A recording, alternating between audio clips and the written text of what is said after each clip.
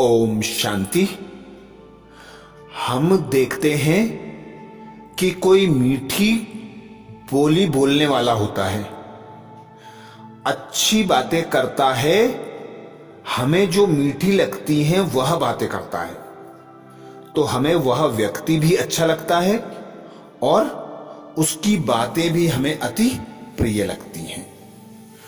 पर आज हम ऐसी 5 बातें जानेंगे जो हमारे कल्याण के लिए हैं। सुनने में कड़वी लगती हैं पर सत्य हैं।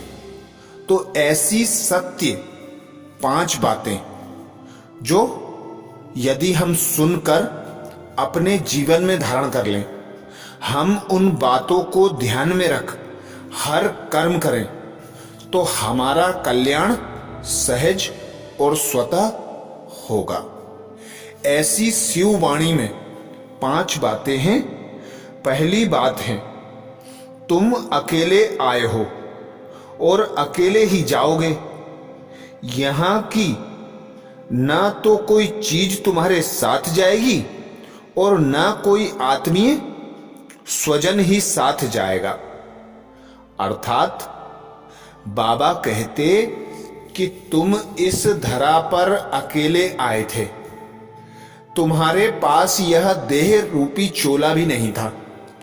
तुम एक आत्मा निराकार हो, तुम आत्मा परम धाम से इस धरा पर पार्ट बजाने के लिए आए थे।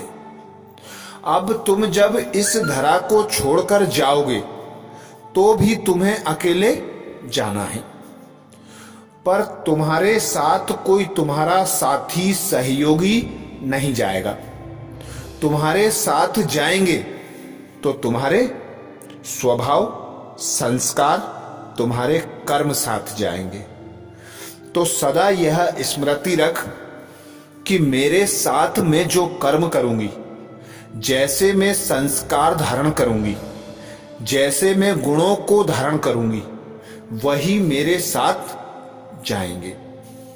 दूसरी बात है, आज घर में तुम्हारी बड़ी आवश्यकता है। तुम भी ऐसा मानते हो कि मुझसे ही सारा काम चलता है, मेरे ना रहने पर काम कैसे चलेगा। पर तुम्हारे मरते ही कोई ना कोई व्यवस्था हो जाएगी और कुछ दिनों बाद तो तुम्हारे अभाव का भी स्मरण नहीं होगा। अर्थात तुम जब इस धरा को छोड़कर जाओगे, अर्थात इस देह को, इस परिवार को छोड़कर जाओगे, तो कुछ समय बाद घर वाले जिनके लिए तुम सब कुछ करते हो, वे भी कुछ समय बाद तुम्हें भूल जाएंगे। अभी तुम यह सोचते हो कि तुम्हारे बगैर यह घर का काम नहीं चल सकता, तुम्हारे रहने पर ही सब कुछ होता है। तो यह जो मैंपन है, अहंकार है, इसे त्याग देना है। क्योंकि कोई भी वस्तु या कोई भी व्यक्ति ऐसा ना समझे कि मेरे बगैर यह काम नहीं होगा। काम यदि होना है तो आप निमित्त हैं, आप नहीं निमित्त बनेंगे तो आपकी जगह और कोई वह कर्म करेगा। तो कभी भी यह ना हो कि मेरे बगैर कोई काम रुकता है या कोई काम मेरे द्वारा ही होता है। तीसरी बात, जैसे आज तुम अपने पिता पितामह आदि को भूल गए हो और अपनी स्थिति में मस्त हो, ऐसे ही तुम्हारी संतानें भी तुम्हें भूल जाएंगी। अर्थात आज तुम जिस घर के मुखिया हो, जिस घर में तुम्हारे बच्चे, तुम्हारा परिवार तुम्हें विशेष मानता है, तुम भी यह समझते हो कि मेरे ना रहने पर इस घर का क्या होगा। पर जिस प्रकार तुम्हारे पिता तुम्हारे दादा, तुम्हारे परदादा, वे भी इस घर को छोड़कर गए। उनके बगैर भी यह घर चला, और उन्हें तुम जिस प्रकार भूल गए हो, ऐसे ही तुम जब जाओगे तो तुम्हें भी तुम्हारे परिवार वाले, तुम्हारी संतानें भूल जाएंगी, और उनका काम वैसे ही होगा जैसे अभी चल रहा है।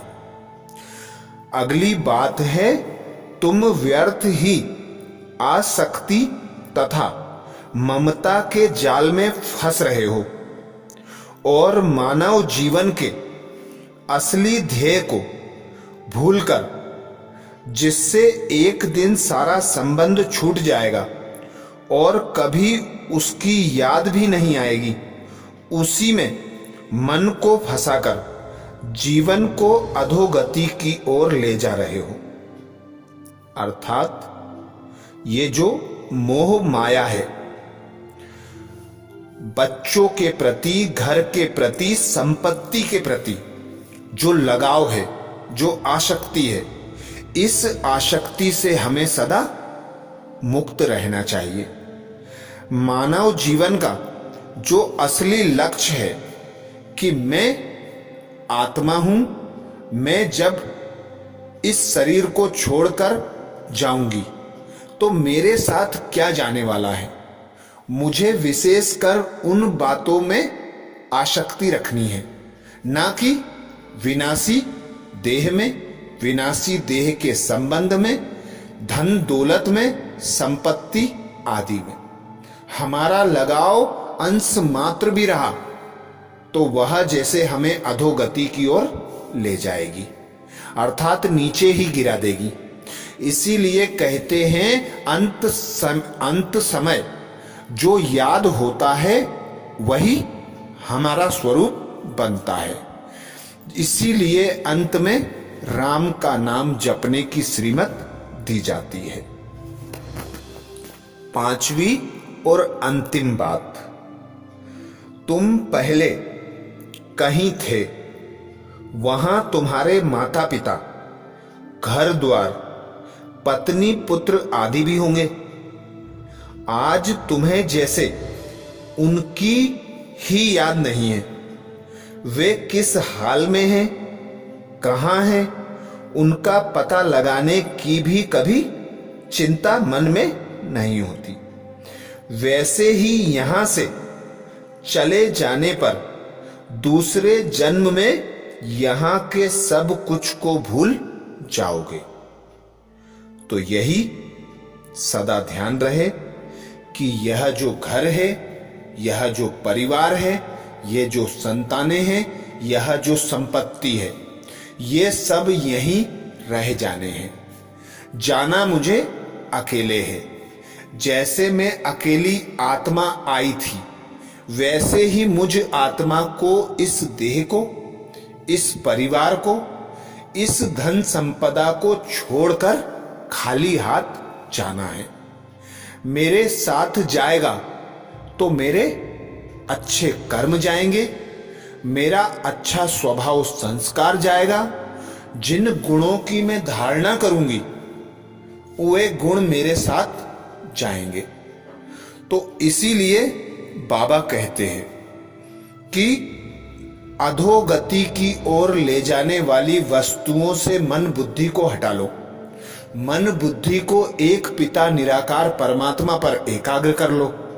सदा यही स्मृति रखो कि मैं आत्मा निराकार हूं, मेरा पिता निराकार परमात्मा है जो सदा मेरा पिता रहता है।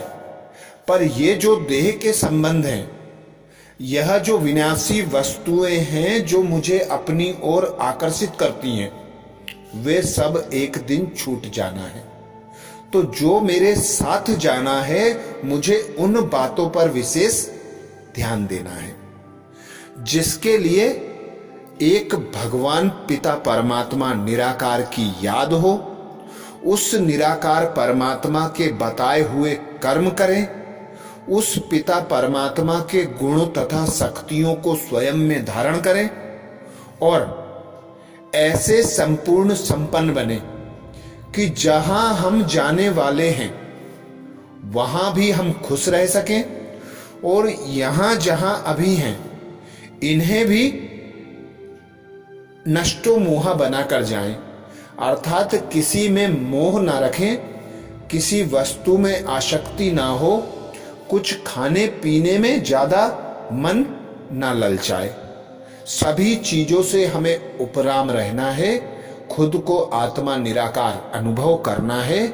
उस निराकार पिता परमात्मा की याद से हमारे द्वारा जो किए गए गलत कर्म हैं अर्थात विकर्म हैं, उन विकर्मों का नाश करना है और उस पिता परमात्मा के ज्ञान को सुनकर, उस ज्ञान को धारण कर अपने संस्कारों को, गुणों को, शक्तियों को बढ़ाना है। जैसे कि हम देखते हैं कृष्ण को 16 कला संपूर्ण, सर्वगुण संपन्न, संपूर्ण निर्विकारी, संपूर्ण अहिंसक बताते हैं, तो उसी के समान बनने का हमें परमात्मा निराकार पुरुषार्थ देते हैं कि तुम्हें इसी जन्म में स्वयं के लिए 16 कला संपूर्ण, सर्वगुण संपन्न, संपूर्ण निर्विकारी, संपूर्ण अहिंसक बनने का लक्ष्य मिलता है। उस लक्ष्य को धारण करने के लिए तुम्हें गुणवान बनना है।